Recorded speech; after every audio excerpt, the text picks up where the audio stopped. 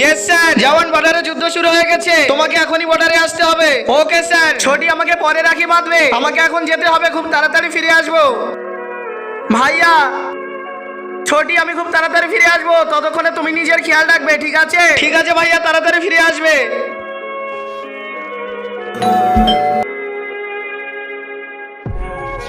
আরে ভাইয়া তুমি চলে এসেছো, চলো এখন তোমাকে রাখি বাঁধি।